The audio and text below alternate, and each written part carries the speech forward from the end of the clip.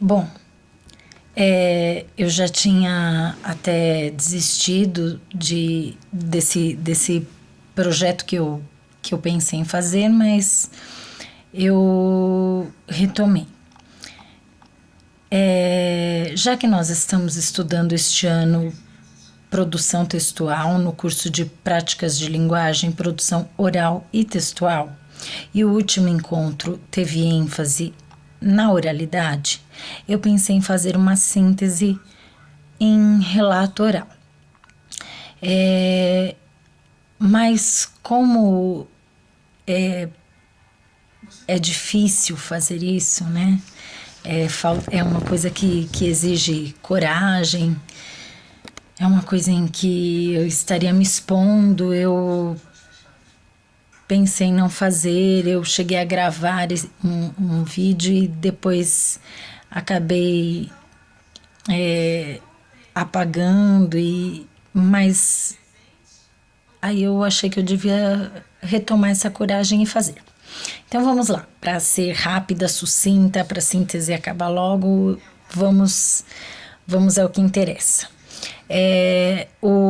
A síntese do terceiro encontro do curso de práticas de linguagem e produção de texto oral e textual da professora Ana Paula Novelli. O nosso grupo é o grupo 4.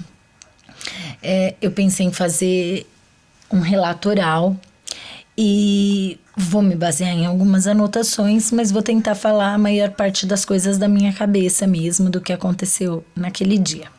Então, nós estávamos com uma tarde quente, encontrei a professora Ana Paula Novelli no corredor, ela nos levou até a sala de aula e o espaço ficou cheio rapidamente e coordenadores e coordenadoras encheram aquele espaço e a certa altura do encontro o Percival ligou o segundo ventilador de tão quente que foi ficando e alguns participantes chegaram a ficar do lado de fora, né? De tantas pessoas que ali ficaram e devido à sala ser um pouco menor que as outras e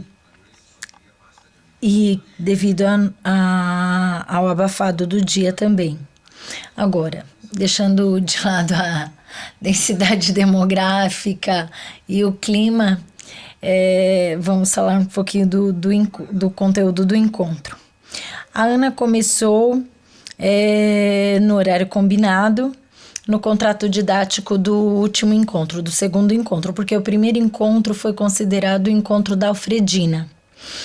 Então, ela começou às 13h40. E como houve um problema de comunicação de redes e e-mail, ela pediu que as pessoas que nós não conhecíamos, que ela não conhecia, se apresentassem. E em seguida, ela leu a síntese feita pela nossa colega Edileuza Sueli, que por sinal estava completíssima, e dessa síntese, alguns pontos eu acho importante ressaltar.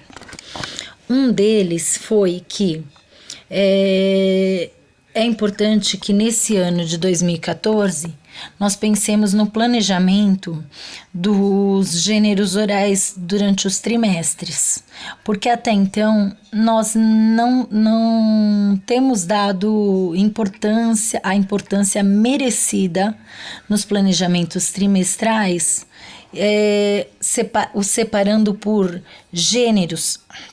Então, nós precisamos considerar o que foi trabalhado aqui, informação.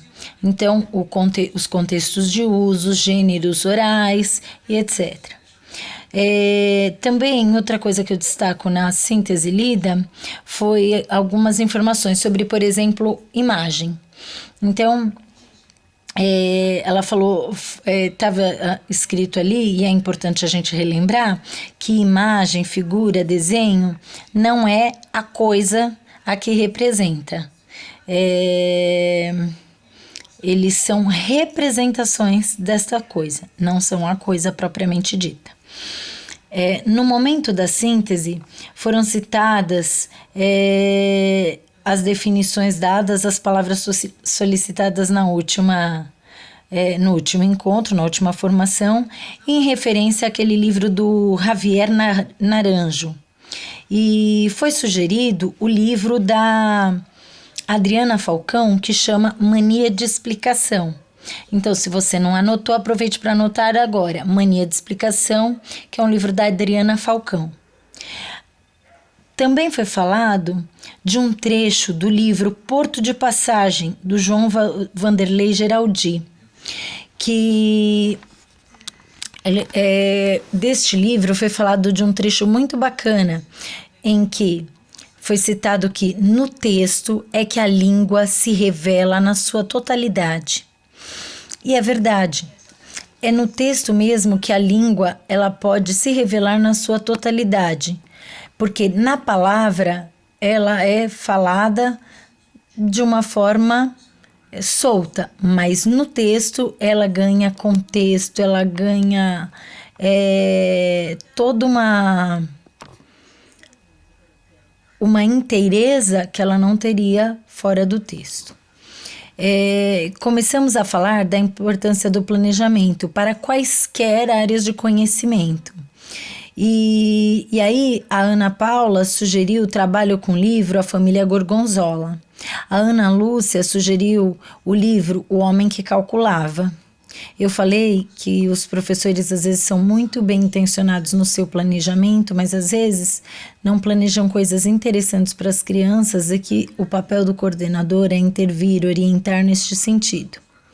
Ao terminar de ler a síntese, a nossa professora diz que as pautas dos encontros vão ficar no nosso e-mail. E aí eu vou repetir o e-mail para vocês, tá, gente? O nosso e-mail, que é o e-mail do nosso grupo, é cps4sbc@hotmail.com. Se você ainda não sabe o e-mail do nosso grupo, eu vou repetir, ó. cp4sbc@hotmail.com. E a senha é A grandão, aprendizagem e o M grandão. Aprendizagem. Só que o A é grandão e o M é grandão, tá? A palavra aprendizagem e o A é maiúsculo e o M é maiúsculo, tá bom? Então, ao terminar de ler a síntese desse encontro anterior, a Ana falou que vai deixar as pautas dos encontros apenas digitais para economizar papel, né? E aí vai deixar elas virtuais, né? No site no e-mail do grupo. E a pauta do nosso encontro foi leitura de Leite, retomada do encontro anterior, concepção de oralidade, tarefas, atividade permanente, que foi planejamento da produção do plano de ação. Só que a gente começou pelo 2, né? Que foi a retomada do encontro anterior. Só então ela fez o 1. A leitura de Leite dela foi justamente relacionada à tarefa que nós faremos. Então ela começou a ler um relato, o relato da alfabetização, de como se deu a alfabetização do Paulo Freire. E foi muito bacana, porque a hora que ela começou a ler, a gente até se emocionou. E assim, isso foi publicado na revista Nova Escola, em dezembro de 1994. Se alguém quiser procurar, tem como saber por essa data. E aí é interessante porque se esse relato tivesse sido feito de forma oral, ele ganharia elementos que, pelo fato de estar escrito, ele não tem. Isso mostra que a oralidade tem características próprias.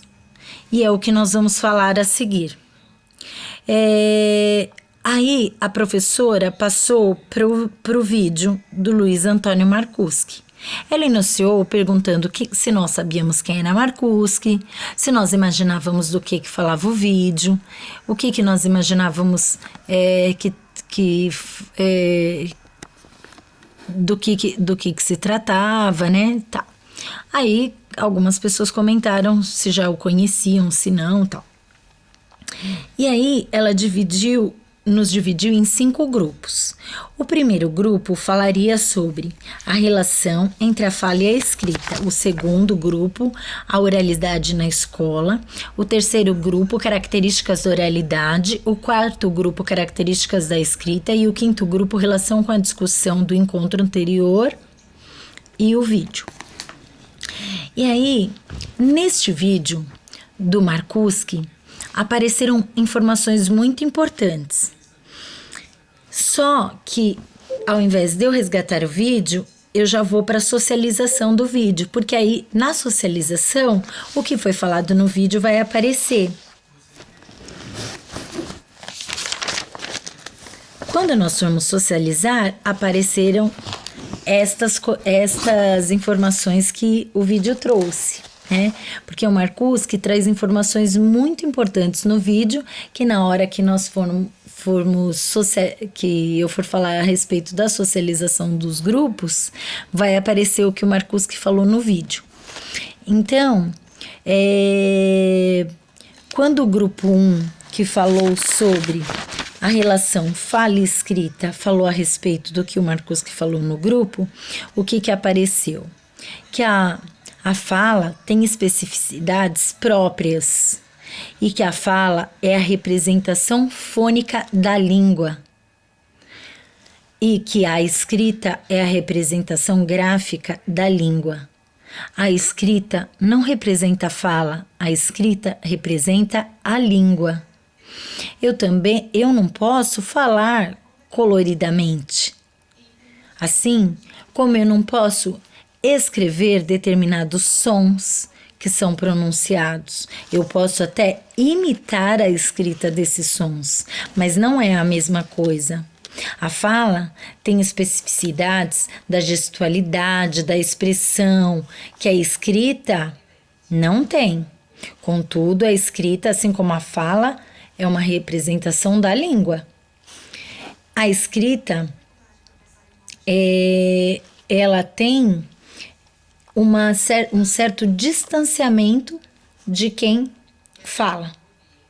Porque quem fala, mesmo que você não esteja escutando a pessoa falar, você percebe, se você estiver ouvindo, se é homem ou mulher, se tem determinado sotaque, se você sabe de que região se é velho ou é novo, se está doente ou não. Dá para perceber uma série de coisas, ou seja, a fala traz uma proximidade que a escrita não necessariamente traz, a não ser que ela esteja regada de um contexto. Não que a fala não tenha, a fala tem, mas este contexto é tudo isso que eu acabei de trazer. Esse sotaque, esse tom de voz, essas características que a fala em si já vai trazer, que essa proximidade de quem escuta tem. Aí o grupo... deixa eu ver o que o grupo 1 trouxe. O grupo 1 também falou que a oralidade precisa ser ensinada.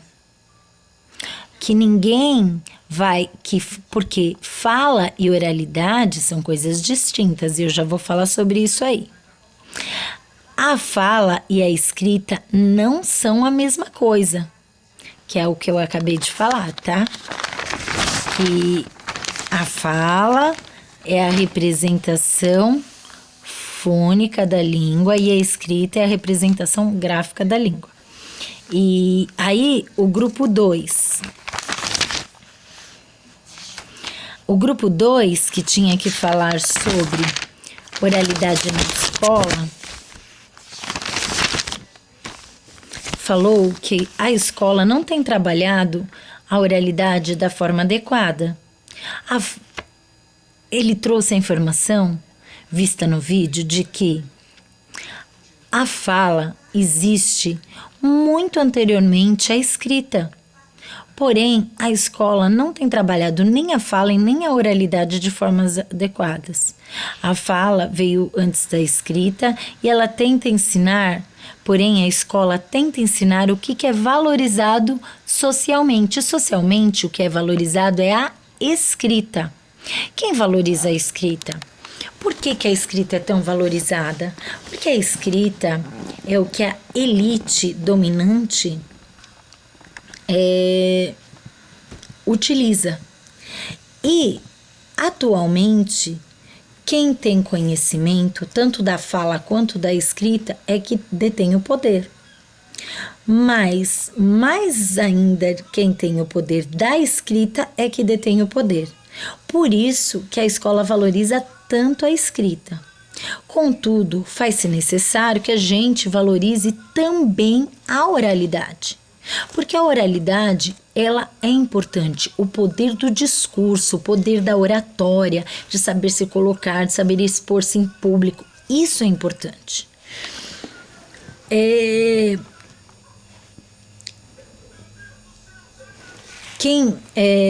aí, o grupo 2 falou isso, e aí depois veio o grupo 3. O grupo 3 era o grupo no qual eu estava inserida, por isso eu vou acabar dando um maior número de informações, porque é o que eu lembro mais. O grupo 3 é o grupo que perguntava assim: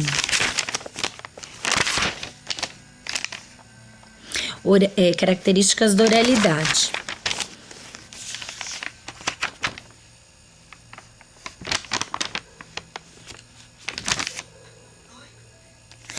Primeiro, foi dada a definição de oralidade. A oralidade são práticas sociais da fala.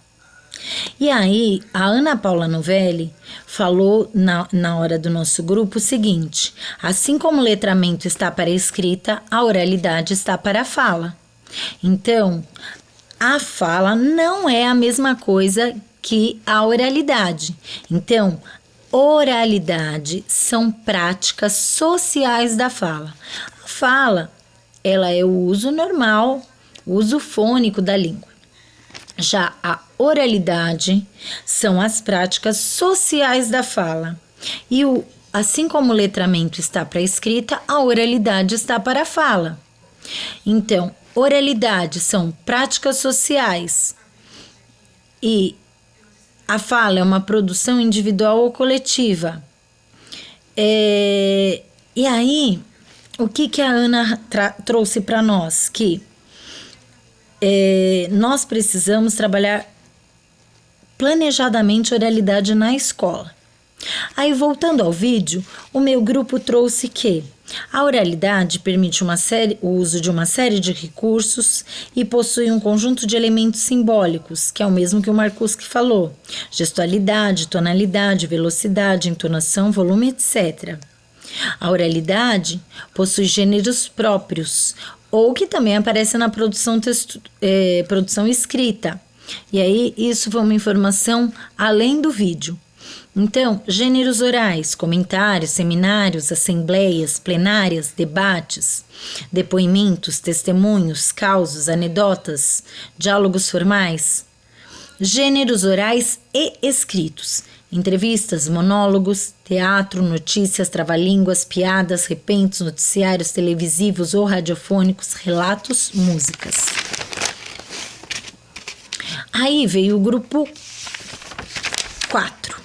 O grupo 4 precisava falar quais as características da escrita.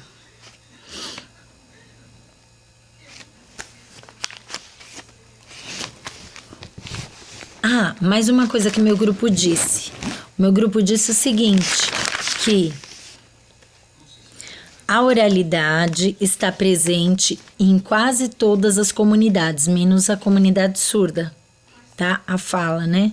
A fala está presente em quase todas as comunidades, menos a comunidade surda. É mais uma coisa que o meu grupo disse também.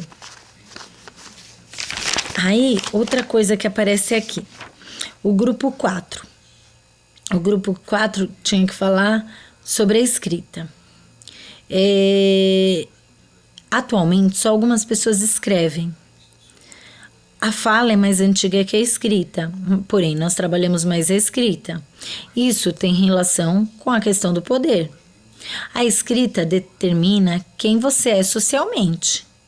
Ela está afastada do indivíduo, né? Então ela precisa de um contexto para que ela se aproxime, diferente da fala, que se você ouve, se você só de escutar, você já tem uma série de informações sobre a pessoa.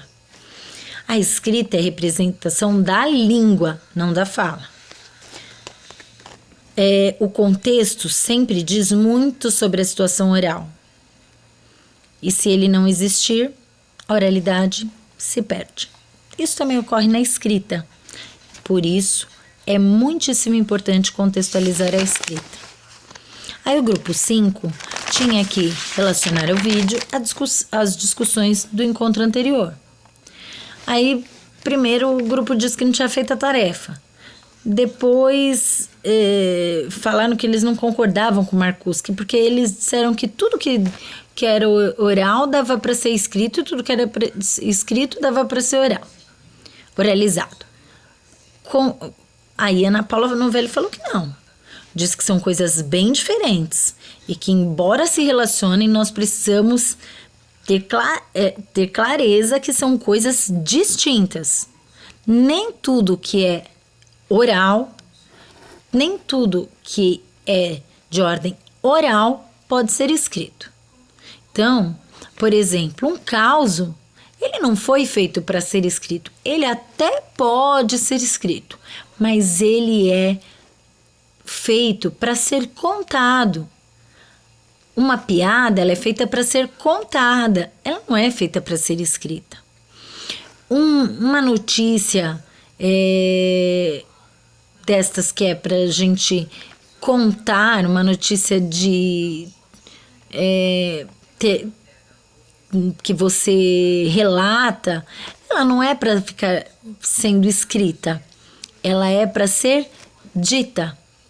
Então, falou assim que até pode haver relação, mas que nós precisamos ter clareza que uma coisa é uma coisa, outra coisa é outra coisa. Assim como o que está escrito, nem tudo que está escrito nós podemos ficar oralizando. Aí a Rosângela disse que o que mais chamou a atenção dela é que nós precisamos ficar muito atentos aos objetivos que nós pretendemos atingir no que diz respeito à oralidade e às produções orais. E, lógico, referente ao trabalho pedagógico. Depois disso, a professora pegou e nos sugeriu 2 livros. Um que chama, ambos de Marcuski. Um que chama Produção Textual, Análise de Gênero e Compreensão, da editora Parábola Editorial. Eu vou repetir. Produção Textual, Análise de Gênero e Compreensão, da editora Parábola Editorial. E o outro, Da Fala para a Escrita, Atividade de Retextualização, São Paulo Cortês.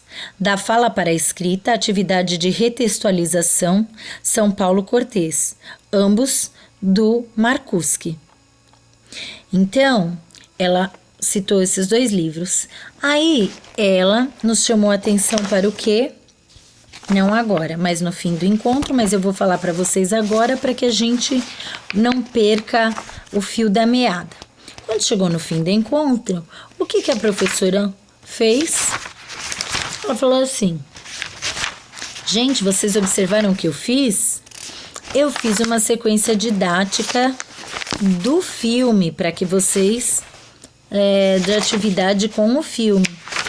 Aí nós falamos, professora, então, qual foi essa sequência didática para assistir o vídeo? Foi, primeira etapa, levantar hipóteses com os alunos, ou no caso conosco, para saber o que a gente sabe em relação à falha escrita ou sobre o autor do vídeo, no caso Marcuski.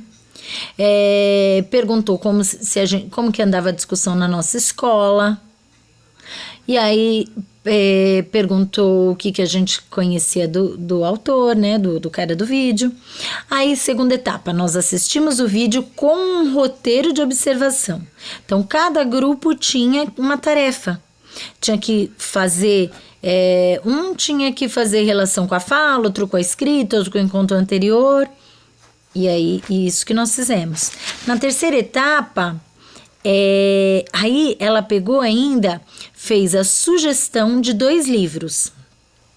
Agora, na terceira etapa, ela vai complementar, que é o que ela vai fazer agora, que ela apresenta PowerPoint, palavra escrita e palavra oral, e vai fazer considerações. Ela vai falar um pouquinho do Marcuse, dar referência bibliográfica sobre ele, que são esses livros que eu indiquei, e vai discutir sobre a estratégia utilizada, que é o que eu estou fazendo agora, retomando a estratégia que ela usou. E aí, gente, olha que interessante. Esse PowerPoint que ela vai falar agora, né, faz parte do fechamento dessa sequência didática. Então, qual foi o PowerPoint que ela fez? Esse PowerPoint que a professora fez, ela fala sobre palavra falada e palavra escrita e educação. Então, ela fala, o objetivo desse PowerPoint é que a gente reflita sobre as relações entre oralidade e escrita e os usos destas duas na escola.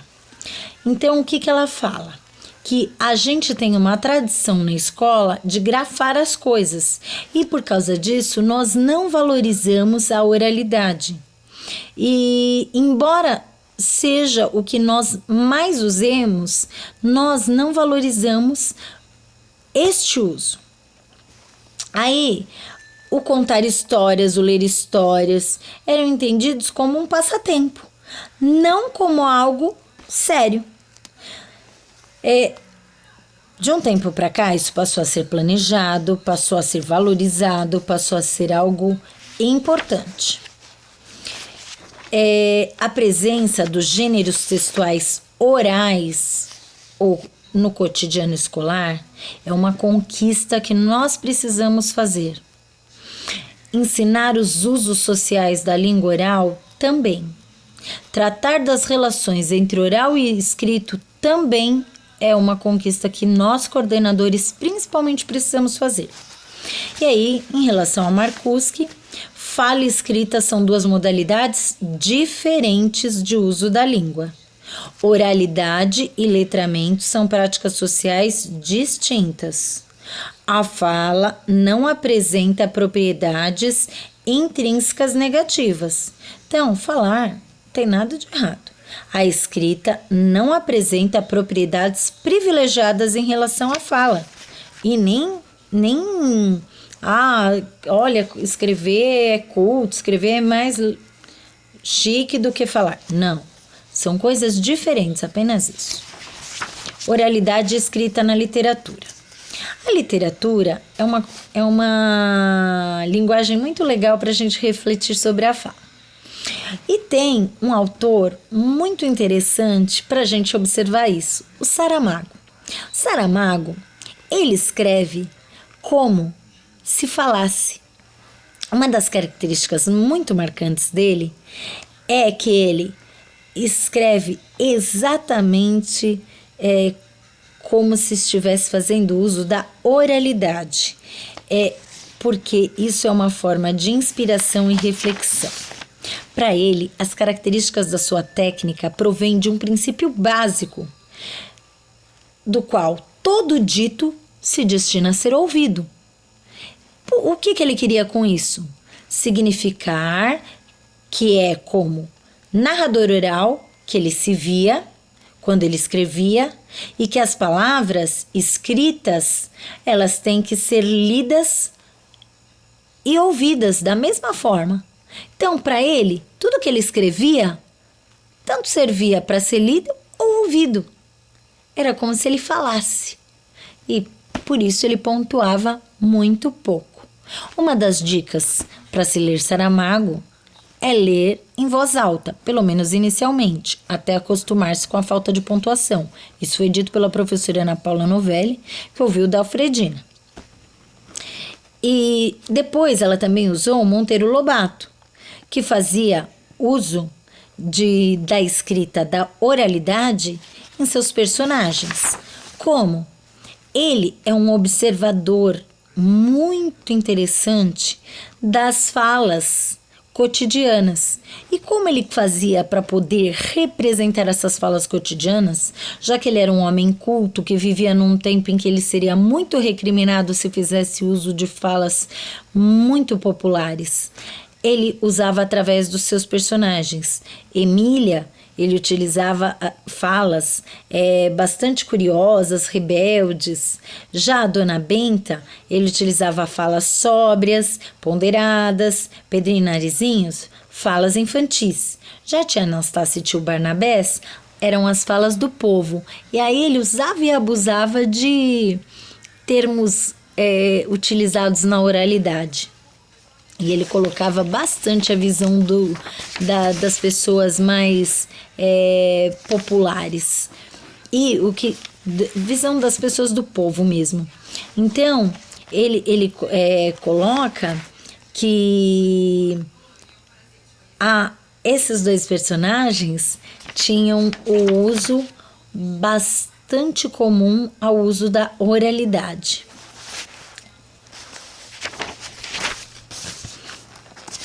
Gêneros textuais orais, tanto para escuta quanto para fala. Na esfera doméstica e escolar, instruções, recados, solicitações, ordem. Na esfera doméstica e escolar, bate-papo, conversas formais. Na esfera jornalística, comentários de notícias, depoimentos, entrevistas, notícias, reportagens. Publicitários, jingles, pregões, propagandas. Esfera escolar e de divulgação científica, aula, debate, exposição oral.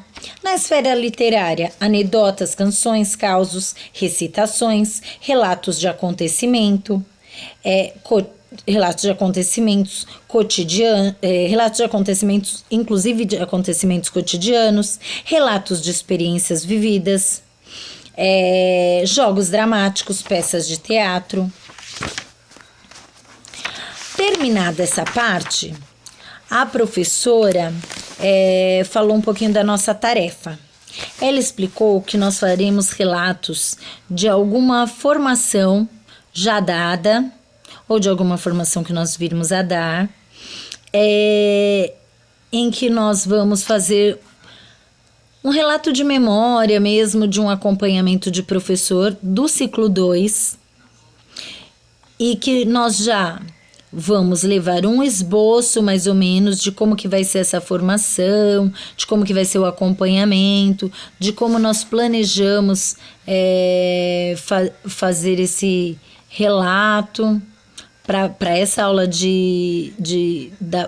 do próximo encontro. E ela vai nos orientar, porque só vivendo o papel de produtor textual é que nós vamos entender as formações que ocorrerão durante esse ano de 2014. Aí, passada essa tarefa, a professora, ela pôde falar para nós um pouquinho sobre o que nós vamos fazer, né? Ela pode falar um pouquinho do ano, assim, dar um fechamentinho do que vão ser as formações do ano, falar sobre que nós vamos fazer um trabalho bacana sobre produção textual oral, produção textual escrita, e que a gente precisa, que a gente vai ver tanto a revisão quanto a edição. E assim, para o próximo encontro, algumas pessoas ficaram de trazer tarefa: Sérgio, Isabel, Lúcia, e aí ficaram de trazer tarefa para o próximo encontro. Durante o encontro, Algumas pessoas fizeram algumas perguntas a respeito do material, do ler e escrever.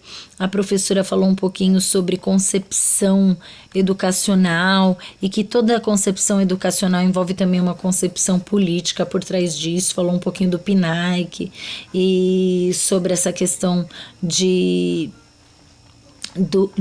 do que o PNAE traz em relação à concepção político-pedagógica por trás disso. E aí, eu acho importante deixar claro que assim, lógico, houve discussões sobre isso, o pessoal se acalorou, cada um falou um pouquinho, sim.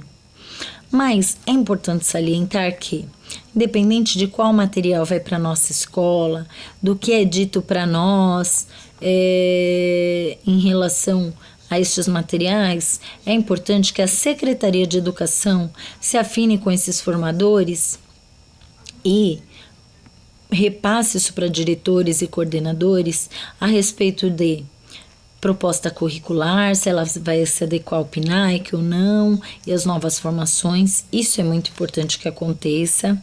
Mas mais do que isso, todos os coordenadores e formadores precisam estar cientes destes novos conhecimentos, que na verdade são velhos, em relação a coisas que são simples, mas que nem sempre nós sabemos. E que, por exemplo, para produzir um texto, seja ele oral ou escrito, é importante que todos entendam que o que define a autoria é o contexto de uso que eu faço do texto, da imagem, do texto oral, etc. O contexto de uso é para quê? Qual é a finalidade? Para quem? Quem é o interlocutor? Quando? Qual é o tempo? Como? Gênero, a esfera, se é jornalístico, se é literário, se é científico? Onde? Quais as situações de uso? É na escola? Se é na escola, é para debate? É para sala de aula? Onde que eu vou usar isso? O quê? Qual é o assunto? Qual é o tema? Porque escrever ou produzir oralmente não é fácil, gente. Não é fácil. Se o professor não discutir cada um desses pontos que eu falei com o aluno, não vai nunca conseguir produzir. Isso foi já falado pela professora Ana Paula Novelli. Então, independente de concepção política, independente do material que tiver lá na escola, isso daqui precisa ser visto. Entendeu? Isso daqui precisa ser uma coisa a ser pensada. Mas é muito importante que a Secretaria de Educação se afine com esses formadores, veja a questão da proposta curricular do PNAE, para que isso se reverta nos PPPs. E seria importante que você se ama ainda. É isso. Então, termina aqui o meu relato oral da formação do terceiro encontro de práticas de linguagem. Boa tarde para vocês. Até mais.